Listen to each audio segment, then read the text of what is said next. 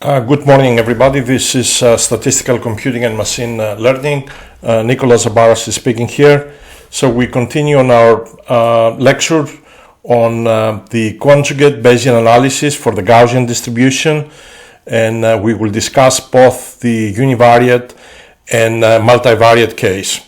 So some of the key references that we will use in this lecture include many different books, but in many ways I rely heavily on the textbook by Kevin Murphy, and also a nice reprint called Conjugate Bayesian Analysis of the Gaussian Distribution by Kevin Murphy, that contains many of the proofs of the calculations we will be doing in this lecture. The textbook by Mike Jordan has a chapter actually on this type of calculations as well, and Chris Bishop's book, as always, is an excellent reference for this course and certainly for this lecture. All right, so we will effectively try to compute the mean and the variance for the univariate and the multivariate Gaussian using Bayesian analysis, which means we're going to have to put appropriate priors on mu and sigma, and those priors will be conjugate. And conjugate, I remind you, means that when you multiply them with the likelihood, you get a posterior that is in the same family of distributions as the prior. So that, in essence, makes the calculations quite easy, because the only thing you have to do at the end is take the parameters of the prior and update them in a certain way that accounts for the collected data in your likelihood model.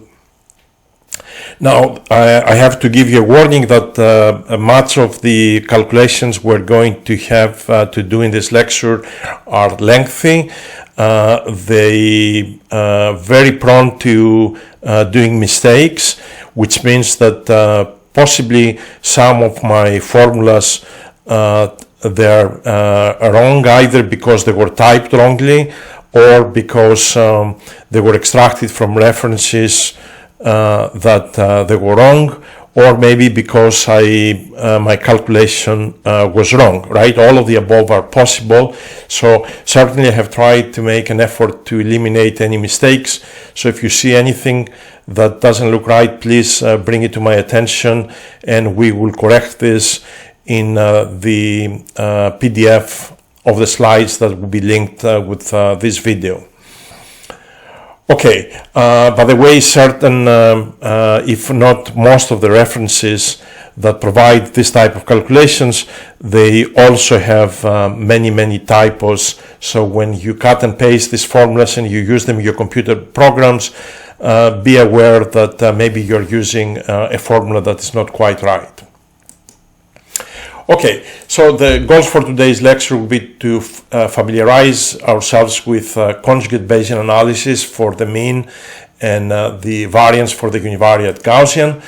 And we already have done the case for the mean, so I am going to repeat today the calculation for the mean, and then I will proceed to the calculation on inferring sigma squared, and then I will do the joint problem where I will compute the posterior of mu and sigma squared together. So obviously in the process we will introduce again this concept of conjugate prior, so that's something you need to understand.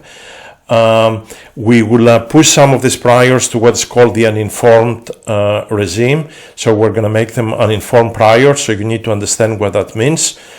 We will proceed with the multivariate case and first estimate only with Bayesian analysis only the mean, then only the precision or only the variance, and then we will do the combined inference on mu and lambda and also mu and sigma.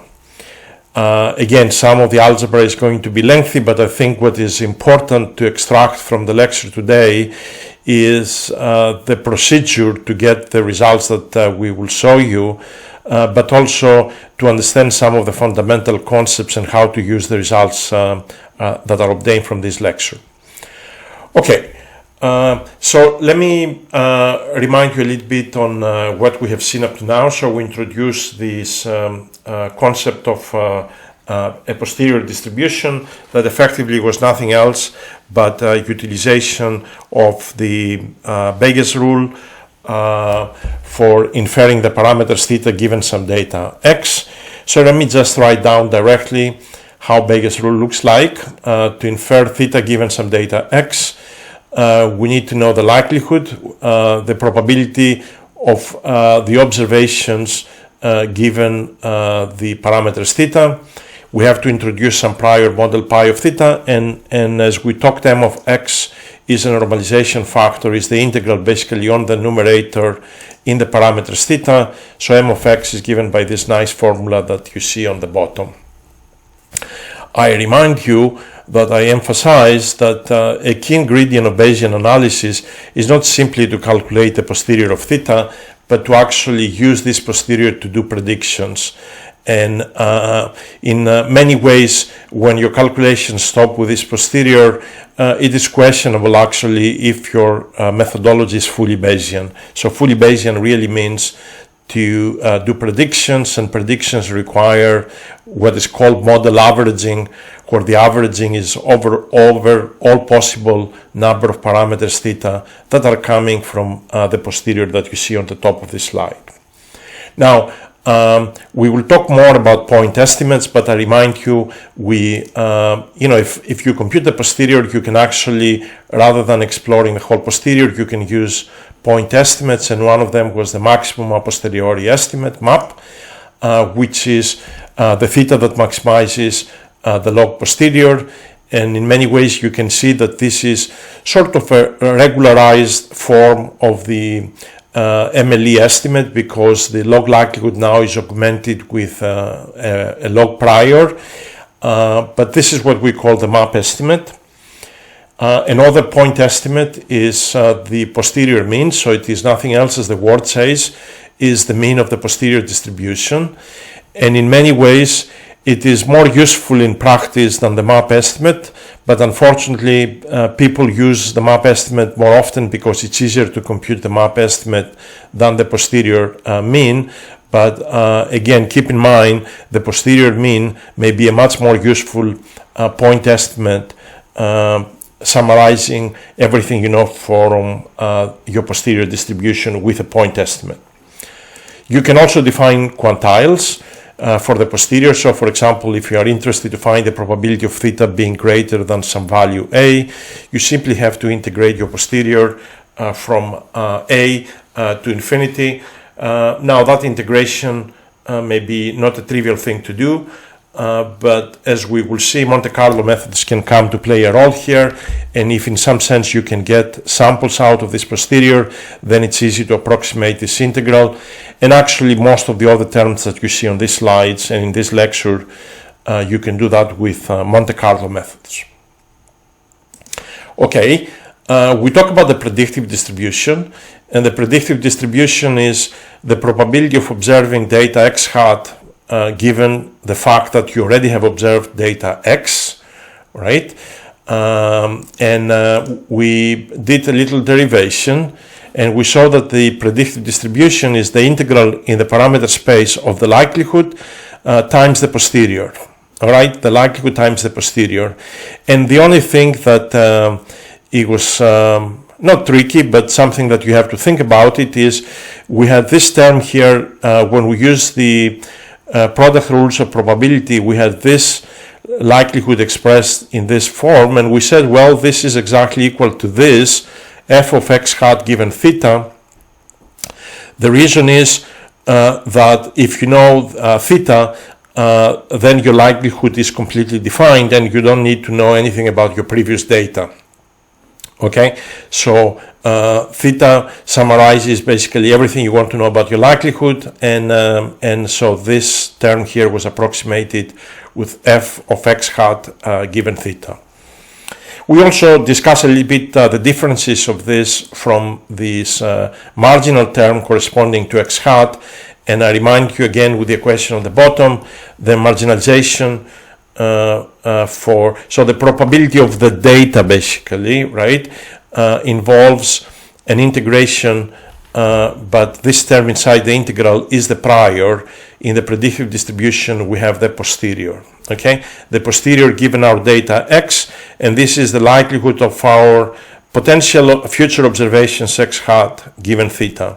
So in the predictive distribution, in principle, we take our likelihood model for x hat, and we average all possible results for parameters theta coming out of the posterior distribution. So in many ways, this is the Bayesian setting that says to do predictions, you have to do model averaging, and this is exactly what this whole integral is about. Okay, we use this to do the inference for the mean of a univariate Gaussian. So if we had a collection of data coming from this Gaussian with sigma square being known and mu being our main unknown parameter, we put a prior, a conjugate prior on mu that is a Gaussian with mean mu 0, sigma 0 square. And when you do the algebra, we saw in the last lecture that the posterior of mu given our data set denoted here with this bold capital X is also Gaussian with parameters mu n and sigma n square. And here is, I give you a summary of the precision of the the posterior of mu, and also of the mean of this posterior distribution. And I am not going to elaborate on the discussion of the meaning of mu n and sigma n squared and the structure that we see in this slide, because I believe we spent sufficient time in the previous lecture. So I'm going to start now, moving to more difficult problems of doing inference, for example, on sigma square, and then doing the joint inference on mu and sigma square. What I'm going to do actually, since I'm not going to discuss this slide further, let me just summarize this picture we had from the previous slide on doing Bayesian inference, producing the posterior of mu. And we consider two cases. The one on the left has a strong prior that you see here with this blue line. And I mean here a strong prior in the sense that this is not the variance is not very spread. And then we have a weak prior that is widely spread, as you can see on the right. So in the case of a strong prior, you can see that the posterior is shifting towards the prior. And we have discussed this also with an equation in the previous lecture. So this is a typical situation here where the posterior mean is shrunk towards the prior mean. But in this case, because the prior is weak, you can see that the posterior remains very close to the likelihood. Okay, so in both of these cases, we only had one data point. If, of course, we have lots of data points, the estimate for mean will actually eventually converge to the maximum likelihood estimate, and the spread of the posterior effectively will become a delta function if you have lots of data points, right? But the whole idea, remember, of data inference, Bayesian inference is to be able to say something about our predictions and our confidence on our predictions with limited data. Okay. All right. So let's move to an inference on the precision now of a univariate Gaussian, right? So I'm going to take my univariate Gaussian. I'm going to take that the mean is known, and I'm going to play with the precision first because the calculation is slightly easier, but I'm going to also give you the results for sigma square once we're done with that. Okay. So if you write down the likelihood after you collect a bunch of data x1 to x capital N, this will be your likelihood, and you notice there is a lambda to the power n over 2, and again is your number of data, and then you have this exponential. So you're going to need to look for some conjugate prior that has the same form, so that when you multiply it with this likelihood, you can actually get a posterior that has a similar form to the prior. And if you write down the gamma distribution, you can see the gamma distribution does have a very similar form to this likelihood. I can see a lambda to the power a minus 1 here, so this matches that nice term. And I see another exponential where I have lambda times a term here b. Here I have 1/2 of the sum of squares. So it seems to me this is the right conjugate prior for the precision. Okay. I am actually remind you that we already have discussed this. If you remember, when we derived the student t distribution, we average over precisions coming from a gamma distribution. So this idea of conjugate relation, we had seen that before, at least implicitly in our calculations. Okay, so what we're going to do is we're going to take a prior for lambda that has these parameters a and b, multiply the two things to get some normalized posterior, and here is, I multiply them. So lambda is going to be to some new exponent, and the exponential is going to have a term coming from the prior and a term coming from the likelihood, and effectively immediately you can see that the posterior is a gamma distribution, and the updated parameters of the posterior are an and bn. An is n over 2 plus a0, and bn is b0 plus this 1/2 sum of squares, which actually you can write it if you divide and multiply by n. This sum of squares divided by n is my MLE estimate. In our particular case, mu is exactly known, so I don't have to use the empirical sample mean. We can use the exact mean, but this is my MLE estimate for sigma square. Okay, so this calculations actually with conjugate priors allow you to put some physical interpretation to the parameters a0 and b0 that are using for the prior, and much of the discussion you can read more in the slides, but let me just highlight, right? So you notice a0 is added to the number of observations divided by 2, so you can think the addition of the prior, it's sort of equivalent to 2 times a0 observations, because if you follow the analog of n over 2, 2a0 over 2 gives me a0, so it's like having 2a0 a priori observations. Okay, before I see any data, I call this dummy observations, but you can interpret that the prior brings 2a0 observations.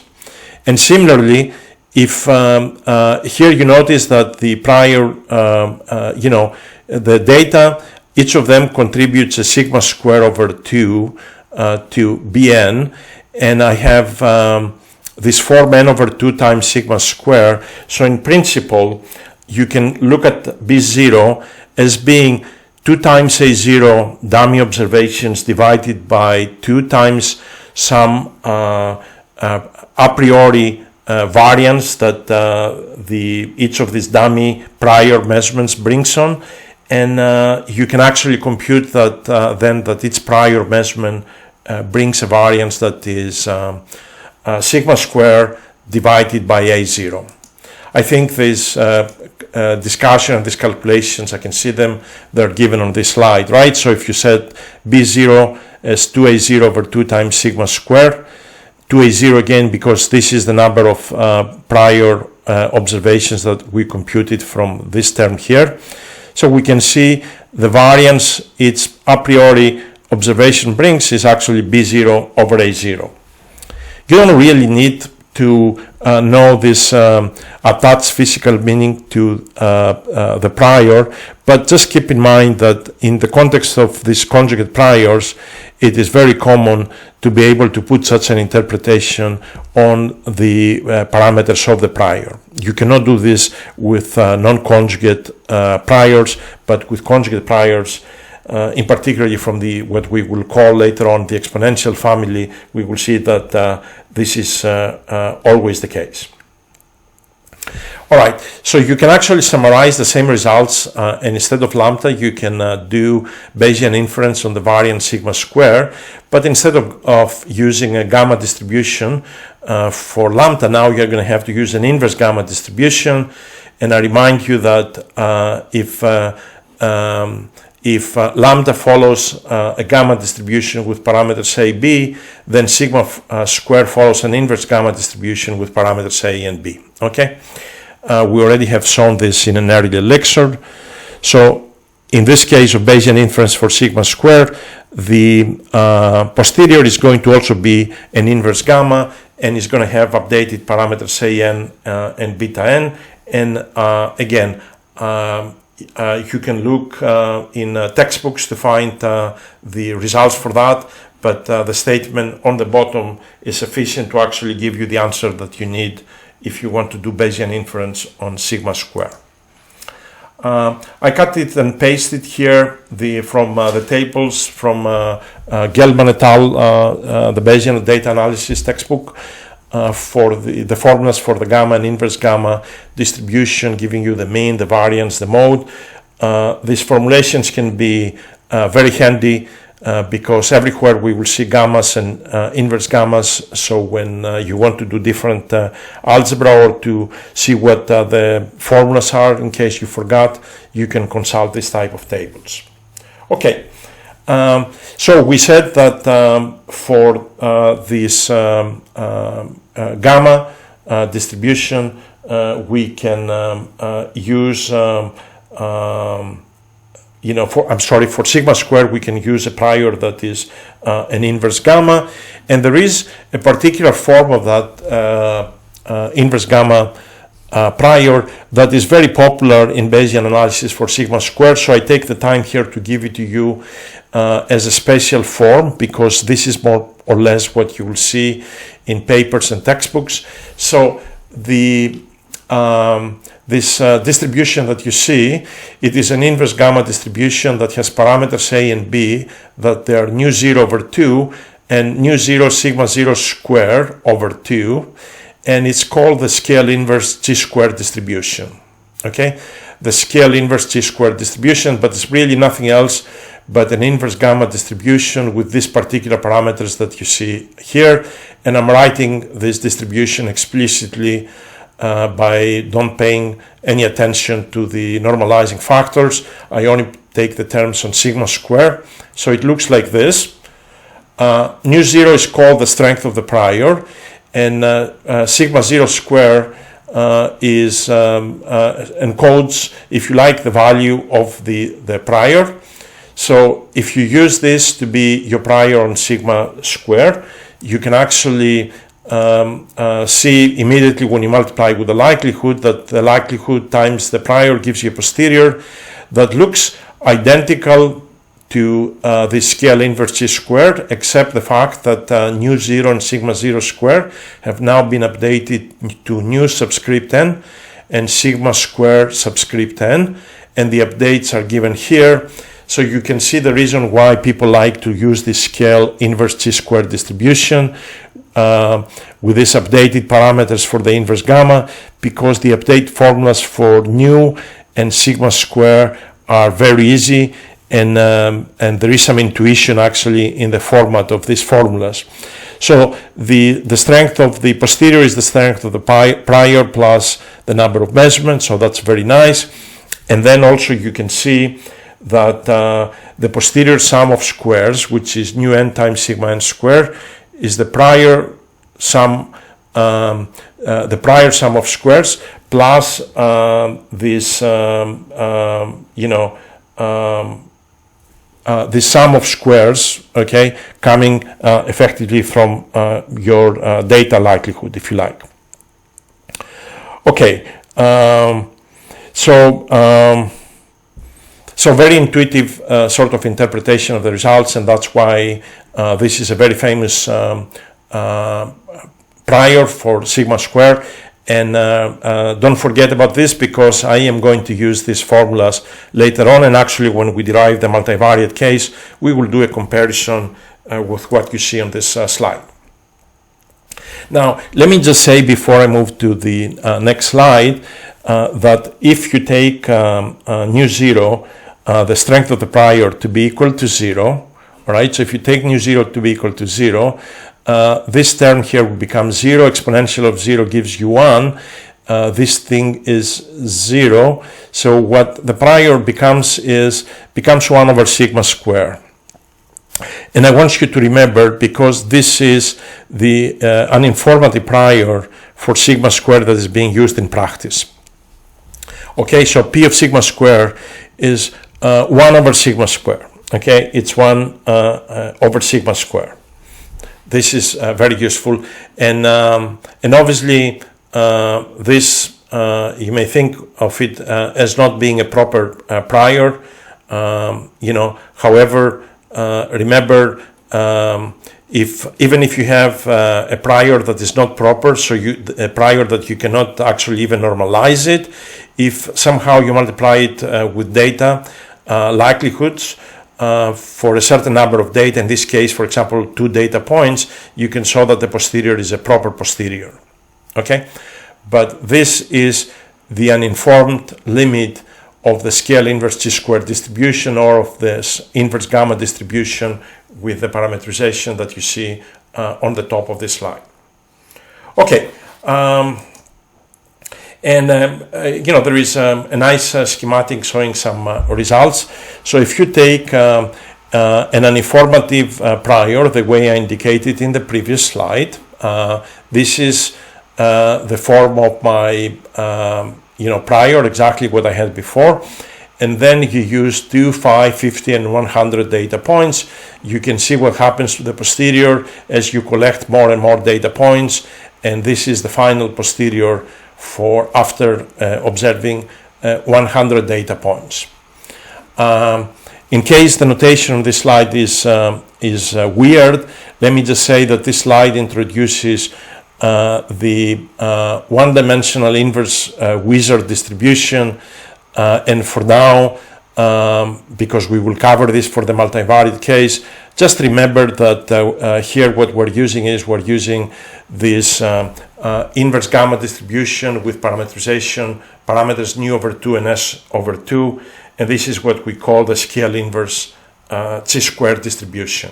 Okay, so this inverse Wishart that is being used here is nothing else but my inverse gamma distribution as we saw it in the previous slide. Okay, now we are ready to start doing some more complex simulations. I am going to go a little bit faster. I know we're going already fast enough, but somehow I don't have the luxury to go line by line of the derivation, because this will take us forever. And I am going to try to make an attempt to cover this lecture as one lecture rather than splitting it in many pieces. So we're taking observations from a Gaussian where both the mean and the precision are known parameters. So we're going to actually try to do inference, Bayesian inference, on both mu and lambda. So we're going to have to identify a proper conjugate prior for the joint of mu and lambda. To do that, we have to write the likelihood.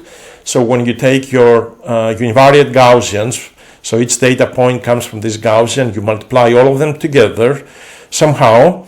This is the form that we have seen before. And if you expand this square, all right, so you can see the xn square terms, and you can see a linear term, and then there is a quadratic term with mu square that I move it on the first term. So when you do all of this, rearrangement of terms, you can immediately see that there is a particular form that comes out for lambda. So there is this lambda that involves here some power, but also this exponential, and then another form on the exponential that involves these linear terms in lambda. So somehow we would like to have a prior that does look like similar to the likelihood. So, lambda square root 1/2 here, minus lambda mu square over 2 to some power beta. And here, instead of the summation, I'm going to have lambda mu c, and then I'm going to have lambda times some constant d. All right. So we would like to have some prior that looks like this. Certainly, this looks like a very weird distribution, whatever it is. But if we do some rearrangement, you will see that things are not as bad. So the rearrangements are what you see here. For example, you can see minus lambda d comes here, minus lambda d, okay? Actually, this term that you see here, I can only guess, cancel out with the term that you see in here, all right? So we basically have two terms that cancel out. And then I see here a term that has a mu square. Certainly that is my term. And then I see a linear term in mu, all right, which certainly is this linear term. So what you see here is just a rearrangement of this form, and where this form comes by looking at the likelihood and trying to figure out a prior that when I multiply with that likelihood will give me a posterior of the same form, all right? So this, you can see the conjugate relation between the two. And now, if I look at the bottom, I already know that this is a very nice distribution because this looks to me like a Gaussian in mu, but involves a precision that has this lambda there. So it's a Gaussian given lambda, and this, when you look carefully, also looks a very familiar distribution, because what you see here for P of lambda is nothing else but a gamma distribution. So effectively what I have is, I have what is called the normal gamma prior. So effectively, the probability of mu given lambda is a Gaussian that has a mean mu 0, and it has a precision beta times lambda.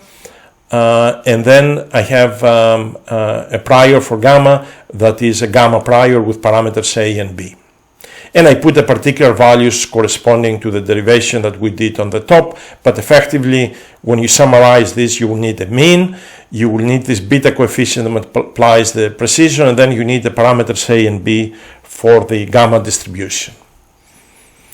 Okay, and I remind you the gamma distribution, the way it was given in an earlier slide, so you can see lambda to some power, e to the minus beta lambda, so immediately you know what beta is and what a that corresponds to what we derived on the top of the slide and in the previous slide. Okay, so we have now the conjugate prior. So the task now is to multiply this with the likelihood model, and as you expect, the posterior is going to turn out to be also a normal gamma distribution, but instead now parameters mu zeta, mu 0, beta 0, a 0, b 0, we're going to have updated parameters that account for what we observe through the likelihood model. So there is some algebra involved, but effectively what I have done is to write my posterior. I took the likelihood, all right, I multiplied with the prior, and you notice there are the different terms in this equation that involves the product of the likelihood and the prior are coming with different colors, and I can guess this term here that you see on heavy blue, right? They are coming from nowhere else but the likelihood model, okay? And let me see these terms that come with lighter blue. I can only guess that they're coming from lots of these terms they multiplied, lambda. So from the prior, from the inverse gamma, that's where you get those terms. And then these reds, actually now I can see this lambda to some power, an exponential of minus b lambda. This comes from the gamma distribution, and I suppose these lighter letters, they're coming from the normal part of the normal gamma distribution. Okay, so this equation, you have to trust me, there is nothing else but multiplying the prior with the likelihood, expanding the terms and putting things in together. Okay, and so now what we need to do is, right, we need to make this to look like a given lambda. We need to make this to look like a Gaussian in mu, and you can see actually a Gaussian coming in front of you because you see a mu square and a mu. So we're going to make this to look like a real Gaussian by closing the square, and then when you close the square, you will have to add a constant term here and subtract it from the first term, okay, and within the exponential, of course, and then hopefully we will get a gamma distribution from the first term. So I'm not going to do the algebra, it's given on the slide, okay, and so if you take your posterior that you see, the normalized posterior that you see on the top, and you rearrange, if you add, this is the term that you need to add to complete the square that you can see here in the Gaussian, and then you have to actually remove it from the other exponential, okay? So immediately you can see that this is a Gaussian that has this nice red term as its mean, and you can see that the precision of this Gaussian is lambda times n plus beta. Nice. And then you are having a gamma distribution that has parameters. Instead of a that we had in the prior, now we have n over 2 plus a, and instead of b0 that we had before, or b, simply b, now you can see we have a bn that incorporates everything inside this this bracket. So nice, we have been able to use this conjugate relation between the prior and the likelihood, and the posterior turns out to also be a normal gamma with simply updated parameters that you see on this slide. Okay, so if you want to see how this inverse gamma, the normal gamma distribution contours look like, there is a plot here coming from the MATLAB code from Kevin Murphy's textbook. So if you plot this for specific values of the parameters, and remember the parameters involve mu 0, beta, a and b, okay, so if you put different values, the contours look like what you have in here, okay, and again, this Gaussian is a probability of mu given lambda, because the lambda, the precision comes in, and then you have this distribution of lambda being a gamma distribution. All right. So we worked on this conjugate Bayesian analysis for mu and lambda, and the question is, can you actually do the same identical thing for mu and sigma square? And the answer is yes, you can. And we're going to use that normal inverse chi-square distribution that involves that particular inverse gamma distribution that I introduced before with parameters nu 0 over 2 and nu 0 sigma 0 square over 2, right? I told you this is a very popular form. So what I'm going to do is my joint prior on mu and sigma square. Given sigma square, I'm going to get a Gaussian, and you notice now the strength of that Gaussian is defined by this coefficient k0, and then my prior on sigma square is going to be this particular parameterized inverse gamma distribution. And when you put all together without bothering about the normalizing constants, this distribution looks like this. Again, the first term comes from the normalization of the Gaussian, but also comes from the from the power term of sigma square from the inverse gamma distribution, and the exponential comes both from the inverse gamma, but also you can see mu minus m0 squared, so it also comes from the Gaussian. Okay, so this is the form, if you want to do algebra, of this normal inverse chi-square distribution, or as indicated in Kevin Murphy's textbook, as the NIX distribution. So if you do the algebra and you multiply this with the same likelihood we had before, you can show actually that the posterior is also an NIX distribution, but all the parameters m, k, nu, and sigma square are updated, and you see they all have a subscript n. So you can see the mean of the Gaussian takes this form, and it's actually an average of the prior mean and the sample mean. Kn becomes k0 plus n, so very nice update. Nu n becomes nu0 plus n, very nice. And then this posterior sum of squares is the prior sum of squares plus the sum of squares coming from my likelihood. Okay, and so if okay, and then you notice there is an extra term here, right, that actually has to do with the distance of my prior mean from my empirical mean. Okay, so this term is sort of a little bit unexpected, but if you do the algebra, you will actually see that this term is essential, and it comes in the analysis as well. Okay.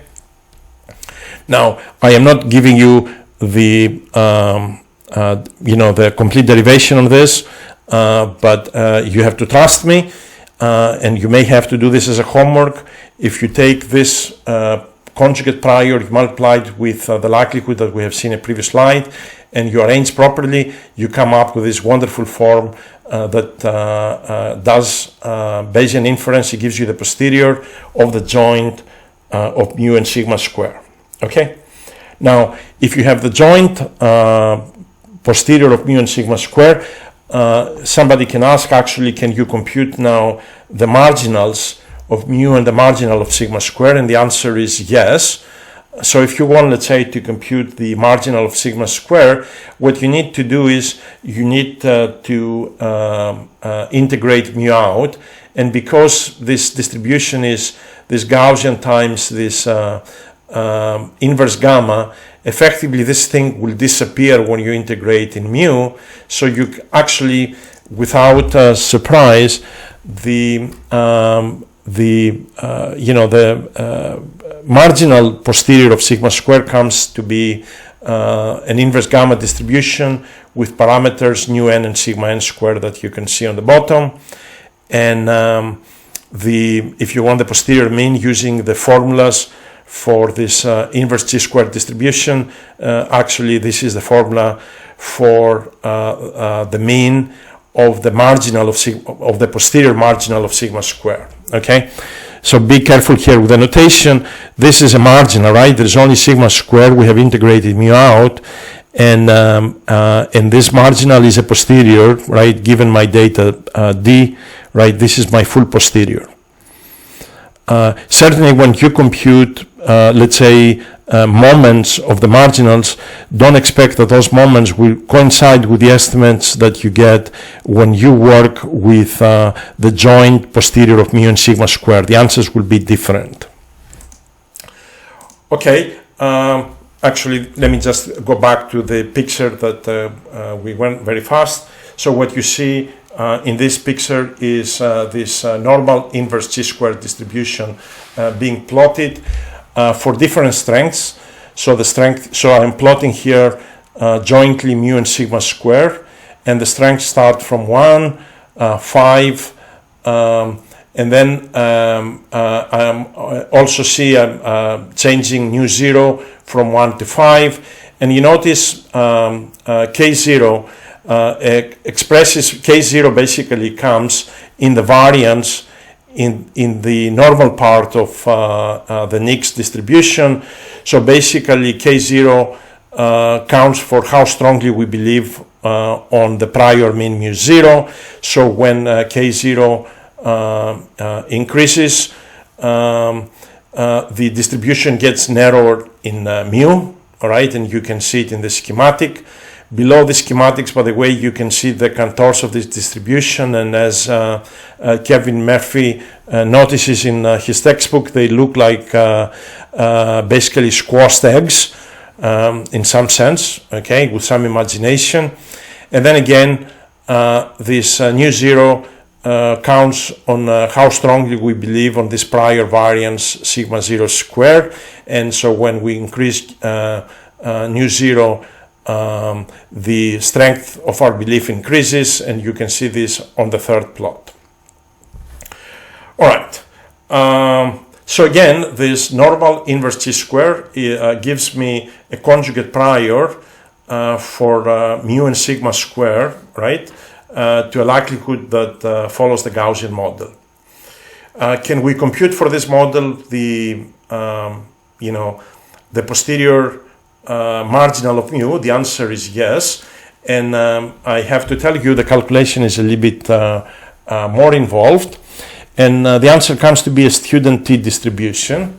Now I know for those who like to imagine things, obviously to compute the posterior marginal we have to integrate sigma square, right?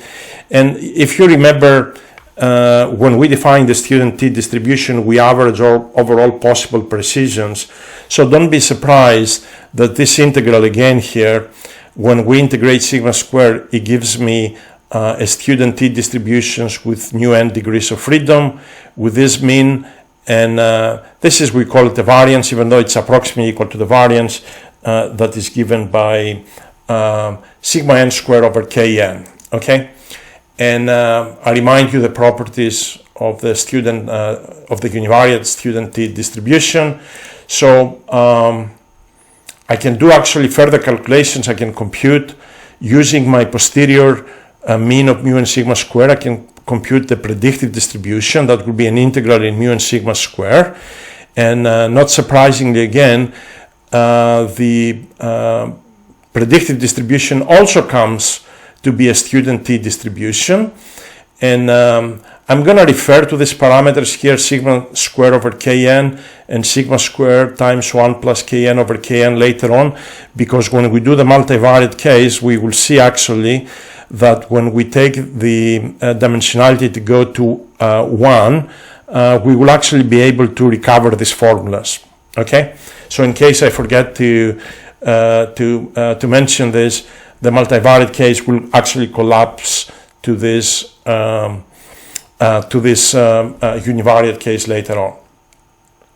Now I remind you that we discussed the conditions under which the student t distribution drops to a Gaussian distribution, and in some sense, this can be useful when you want to plot confidence intervals on, for example, on the marginal posterior, on the mean of this marginal posterior for mu, okay? So before I do those calculations and I give you some confidence intervals, let me take the limit of an informative prior, all right? And if you remember the uninformative prior, for sigma square we mentioned before is 1 over sigma square. The uninformative prior for mu is basically a uniform distribution, so in some sense the joint in an uninformative setting becomes 1 over sigma square, and actually you can get that from the Nix distribution by taking mu 0 to be 0, k 0 to be 0, sigma 0 squared to be 0, and nu 0 to be minus 1. So if you take the general formula and you set mu 0 equal to minus 1, all right, what you will get is you'll get 1 over sigma square, okay? So that way you don't have to question why here I indicate this joint to be the mu and sigma square to be independent, okay? So I mean, you may come up with different type of uninformative priors, but really my objective was to go to 1 over sigma squared that requires this independence between mu and sigma squared. But for our work, basically is obtained by taking mu 0 minus 1 and everything else equal to 0. So, in the posterior for this uninformative limit, using the full posterior and plugging in all the terms and dropping out whatever, like you can see here, this term will drop out. Sigma 0 squared is 0, so this thing will drop out.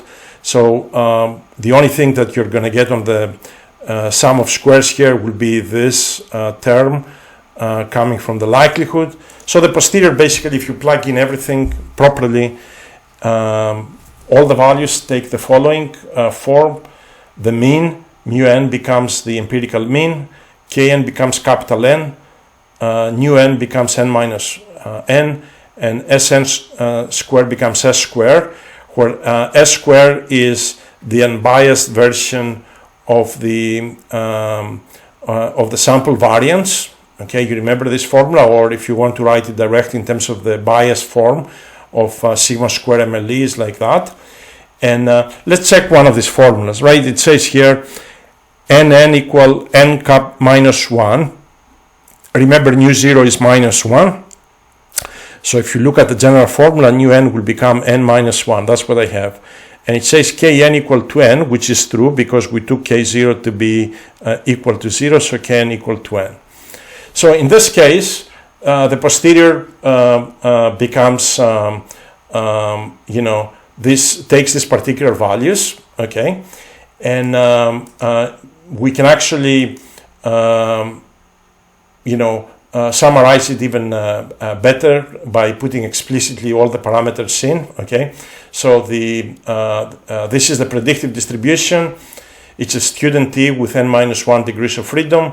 It has this mean, and it has this variance. And remember, this particular mean we calculated on the slide before for this uninformative limit. If I can go back, all right, for this uninformative limit, mn was x bar and Sn squared was S squared, okay? So when I mean here mn, I really mean x bar, okay? Now, you can write down the marginal. You can take the general form for the marginal posterior of mu, and it is simplified to this nice form. And it has S squared is given by this, okay? And if you use the formulas for the variance of a student t distribution, I remind you the nice formula that is the degrees of freedom divided by the degrees of freedom minus 2 times this variance. The variance is S squared over n, S squared over n. Nu n is n minus 1. So on the limit, when n goes to infinity, this becomes S squared over n. All right. And how is that useful? If you think of this student t approaching a Gaussian distribution, you can actually compute the standard deviation to be S over square root of n. And actually, you can write 95% credible intervals by taking these credible intervals being approximately the mean of the distribution, which I mentioned is x bar, plus minus 2 standard deviations. So you will actually see this type of calculation for student t distribution very often, and in particularly when somebody asks you to evaluate these posterior credible intervals. Now you know from where they come. They come by taking the mean of the student t, right? That's the mean of our posterior marginal, plus minus 2 times standard deviations, which we write them as S over square root of n. And what is S? S squared is basically the unbiased empirical variance. Okay? All right. So you know what? We're done with the univariate case. And now we need to proceed to the multivariate case. So we're going to start again the calculations with computing only the covariance metrics or the the lambda metrics, and then we will try to compute mu and lambda together and mu and sigma square, mu and s metrics together. So I'm going to try to take you through the algebra that is going to look a little bit involved, but hopefully I don't have to go through every single detail, and we can finish this the remaining of the lecture within the next 45 minutes to an hour or so. Okay, so let's do the calculation now, where the only unknown is the mean of this multivariate Gaussian, and we're going to take the mean that the variance is known, and the mean follows a prior that is a Gaussian with parameters mu 0 and sigma 0. All right, so you can write down the likelihood, all right, and you can multiply this likelihood with the prior. And by the way, I take here the exponents, or if you like, the log, the normalized log posterior. So this term here comes from the prior, this term comes from the likelihood, okay? And what you need to do is, because you need to produce a distribution on mu, you need to actually close the square, and you can see a quadratic term in mu and a linear term. So actually this will be sigma n inverse, and this whole bracket will be sigma n inverse times mu n. So that will allow you to compute mu n once you have finished the calculation of sigma n from this first term. So bottom line, the posterior of mu is a Gaussian with mean mu n and covariance matrix sigma n. And these are the formulas, okay? Very handy. They don't look as complex as you think, because there will be more complex formulas coming in, and you can take the uninformative limit of this when sigma 0 go to infinity, and if you drop all the terms with sigma 0, effectively the posterior for mu, again given sigma, right, we take sigma to be constant, is a Gaussian centered around the MLE estimate of mu. And again, having a covariance matrix that is sigma over n. So this is follows closely what we expect with the central limit theorem. Okay, can we do the same thing for lambda? The answer is yes, right? So instead of using sigma, I'm going to write my likelihood in terms of lambda. And I'm writing here directly my likelihood. This comes from the normalization term. And you remember here, there is this trace of the data scatter matrix S mu. And I have applied a trick here, right? This exponent was a scalar, so I wrote it as a trace, and then I used the identity that trace of AB is the same as trace of BA. So that's a convenient form to write the likelihood. This is my data scatter matrix, and I emphasize, I put a subscript mu because I am centering the data around the true mu, because in this case I know what the true mu is.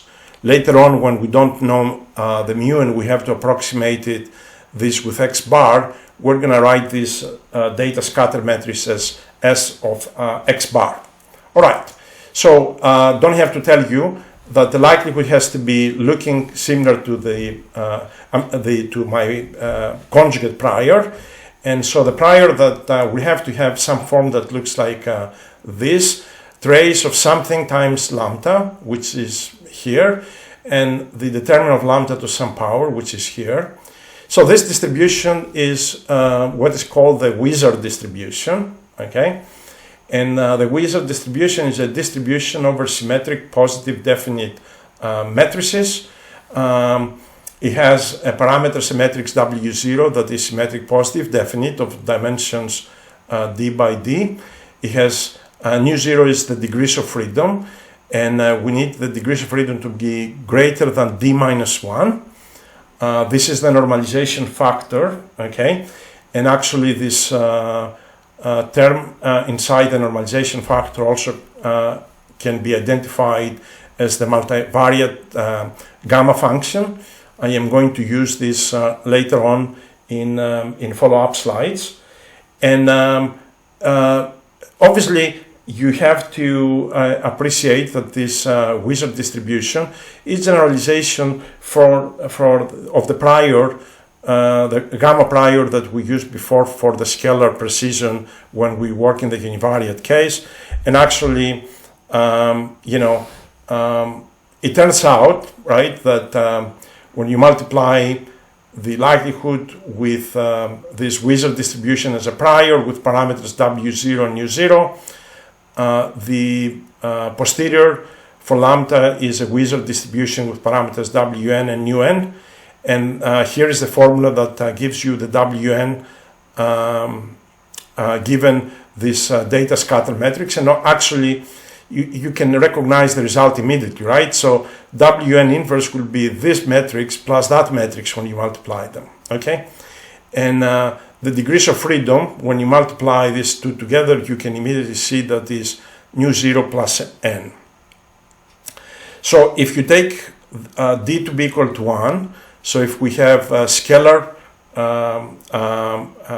variable, actually the Wishart distribution becomes identical to this scale gamma distribution that we saw before. Okay, so you can see our nu here, and you can see here, you notice I have 1 over w coming. Before we had a variance term, but don't forget that wn is a precision, so wn inverse will be a variance. That's why you need to have this wn inverse here. Okay. In many textbooks, I notice a lot of typos because people will casually put here wn instead of wn inverse. But then in many textbooks, instead of having this update formula like this, they don't put the -1. So I want to be consistent to whatever extent is possible, and this is how the posterior looks like for d equal to 1. So let me give you the formulas for the Wishart distribution, and you can compare it with the univariate case that you see in the bottom. Okay. So the Wishart distribution again is a generalization of the gamma distribution. Okay, now can we do this calculation now for for sigma alone, taking that mu is constant? Okay, so the answer is yes, but we are going to have to find a prior that is a conjugate prior for the likelihood, all right? And that conjugate prior for sigma is going to be, before we had the Wishart distribution, so now we're going to have the inverse Wishart distribution, which you see it here, and it's a distribution again of a positive definite symmetric matrices sigma, and it looks a similar form to before. It's defined by two matrices S0 and nu0. Nu0 are the degrees of freedom. This needs to be greater than d minus 1. So here it should be a nu0. Okay. And again, this is a generalization of the inverse gamma that we used before. And the same relation between the inverse gamma and gamma distribution is also applicable between the Wishart and the inverse Wishart distribution. So if lambda follows a Wishart distribution with parameters s and nu, then sigma follows an inverse Wishart distribution with parameters s minus 1 and nu.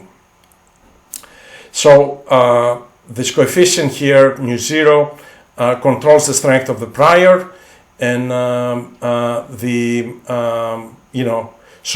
it obviously plays an analogous role that we see here with n, which is the size of your data set. Okay, and the other parameter is S0 that comes in the picture. And again, here is the formulas and properties for the inverse Wishart distribution. All of this cut and pasted from an appendix from Gelman's textbook. To be sure that we avoid any mistakes, I have kept the original notation.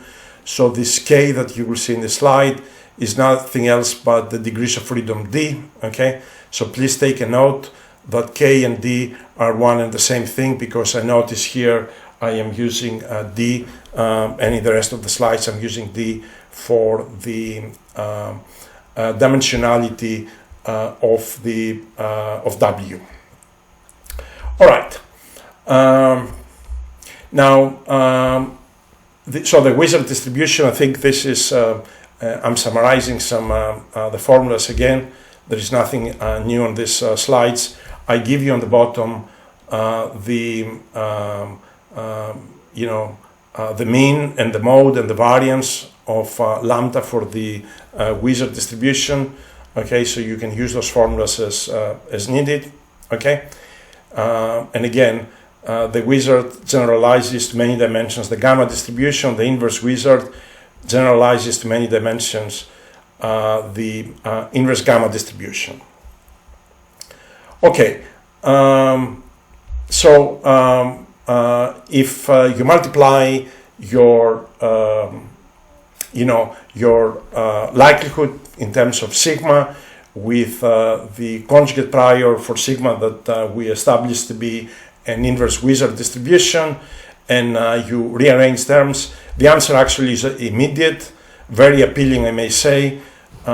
It comes out that the posterior of sigma, again given the mean mu, it is an inverse Wishart distribution with parameters nu n to be n plus nu 0, and the matrix Sn, this posterior scatter matrix, is nothing else but the data scatter matrix S mu plus this prior scatter matrix S 0. So this is very easy result to remember, and sort of the calculation looks very simple. All right, you can use this posterior results for sigma, and actually you can calculate the map estimate, and I give you the answers for this on this slide. And if you want, you can take an improper limit of this inverse Wishart prior that we used before, and this improper limit we're going to use S0 from the prior to be equal to 0, and N0 that I define here on this slide to be equal to 0. Okay, if you take these values as the values of an improper prior, then the map estimate actually becomes the MLE estimate. Okay, becomes S mu over n, so that's nice.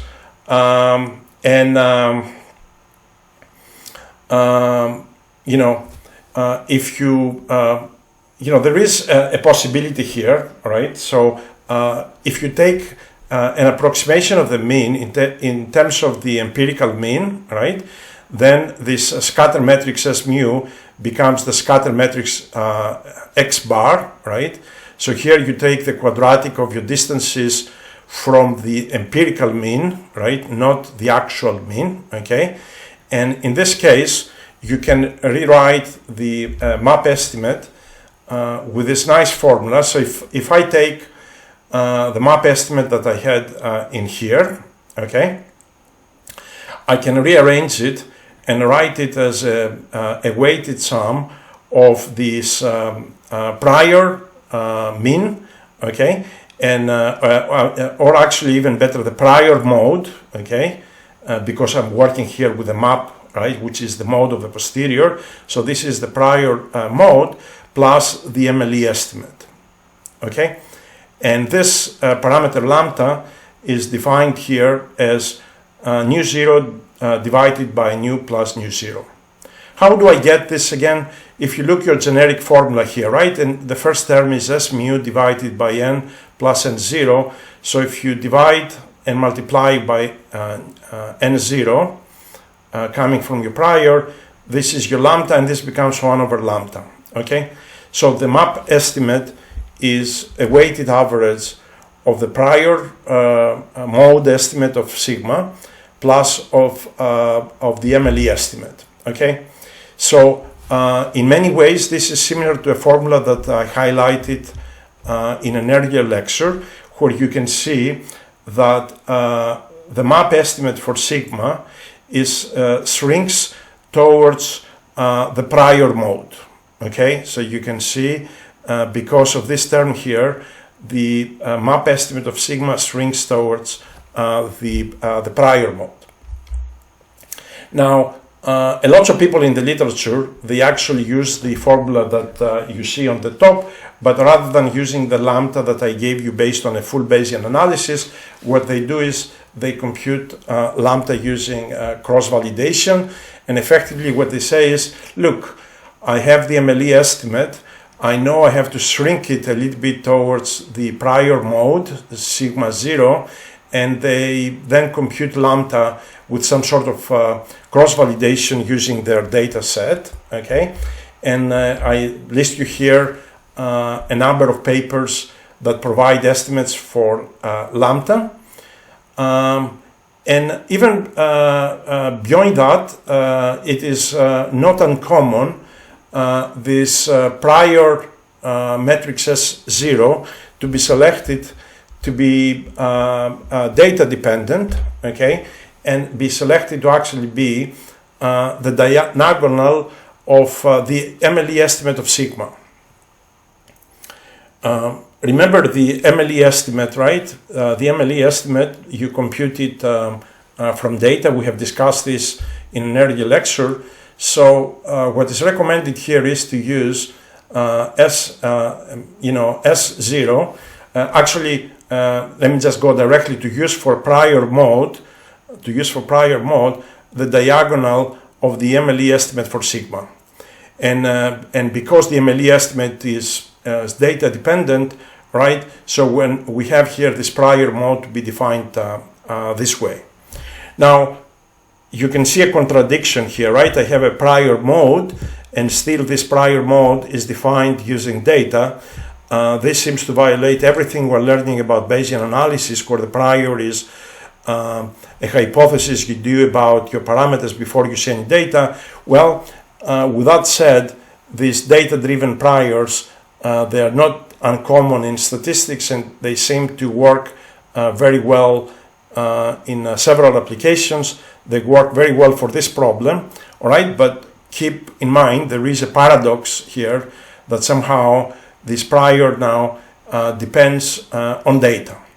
Okay, so if I take this formula and I use as a prior mode to be the diagonal of my MLE estimate for sigma, I can write my map estimate through this equation that you see here in yellow, that if I read it with words, it says the map estimate for sigma in the diagonal coincides with the MLE estimate for sigma, and off the diagonal, all right, is 1 minus lambda times the MLE estimate. Okay, so in the diagonal, the two things agree, but off the diagonal is 1 minus lambda times the MLE estimate. And actually, if you want to think carefully about this term, you can say 1 minus lambda the MLE estimate plus lambda times 0, which means that if I is not equal to j, to define the map estimate for sigma, you are shrinking the MLE estimate towards 0, all right? And effectively, that is what allows you to regularize this map estimation for sigma and lead you to a stable estimate, okay? And I am going to show you an example of that to convince you that it works, all right? So if I use a map estimate for sigma that is given by this formula, I am going to convince you that this thing works. So what is the setting? We're going to take a 50-dimensional Gaussian, all right? So you can think of the covariance matrix. Actually, if you try to estimate it in a full way, we have 50 by 50 elements, all right? Not accounting for symmetry, but I'm going to estimate it using 25 data points, 50 data points, and 100 data points. So what I'm going to do is I'm going to compute the MLE estimate for sigma, and then I'm going to define my map estimate through this regularization that I discussed here that involves shrinkage towards 0. So let's see what we get. So what this plots here for the different data cases of 100 data points, 50 data points, and 25 data points.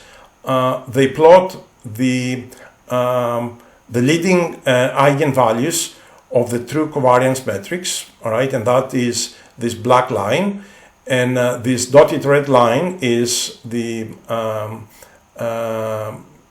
eigen spectrum of the map estimate computed through the regularized formula that you saw before. So you can see they are in significant agreement.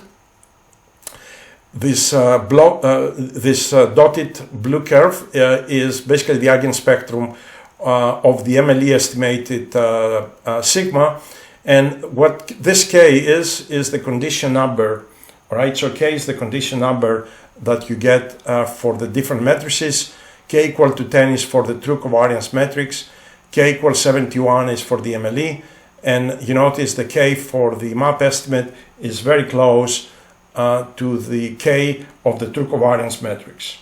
For those that have forgotten this, right, this condition number basically it's a measure of how singular the matrix is. And unless you do this regularization for this point estimate for sigma carefully, you will come out that the matrix that you compute is singular.